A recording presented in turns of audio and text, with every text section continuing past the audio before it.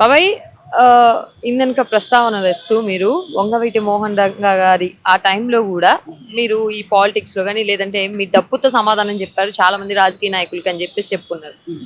ఎందుకు నా ప్రస్తావన వచ్చింది? Interviews, podcasts, political ads, business ads, social media marketing, digital promotions. Contact KRTV 9281041008. Mail ID krtv.md@gmail.com. ఎందుకంటే మేము కాంగ్రెస్ పార్టీ నాకు 12 సంవత్సరాలు ఏజ్ ఉన్నప్పటి నుంచి కాంగ్రెస్ పార్టీ అంటే గ్రామాలు తిరిగి ఊరేగింపుగా డప్పులు దళాలు వేసుకొని తిరిగినటువంటి కాంగ్రెస్ అభిమాని నేను. కేసీఆర్ పాలన వచ్చిన తర్వాత కేసీఆర్ గారు ఇలా విద్యార్థులకి ఉద్యోగాలు ఇస్తా నీళ్ళు నియామకాలు అని చెప్పారు కదా, అందుకోసం ఉద్యోగంలో పార్టిసిపేషన్ చేసి 1200 మంది విద్యార్థులు వాళ్ళ ఇంట్లో ఒక కొడుకు చనిపోతే ఎట్లా ఉంటుందమ్మా?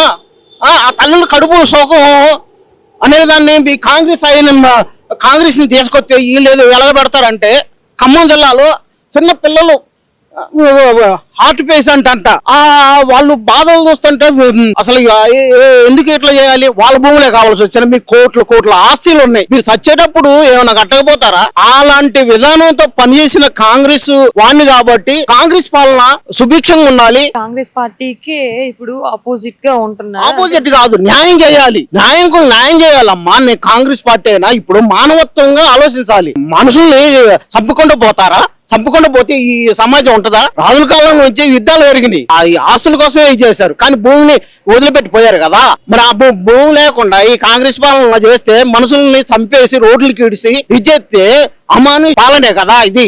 మీరు ఎప్పటి నుంచో కాంగ్రెస్ పార్టీకి సపోర్టెడ్ గా నడుస్తూ ఉండి ఈ రోజు ఇలా మాట్లాడుతున్నారంటే ఎందుకని? ఎన్ని ఘటనలు? ఒక ఖమ్మం ఘటన లేదంటే ఖమ్మం ఘటనే కాదమ్మా, ఇప్పుడు మొన్న అక్కడ నాగర్ కర్నూలులో ఒక చిన్న పసిబిడ్డ కర్మ భూమిలో పూసిన ఓ పువ్వా విరిసి విరియని ఓ చిరునవ్వా కన్నులు ఆశగ నీరై కారగ కట్న పొదోలలో సమదైపోయావా.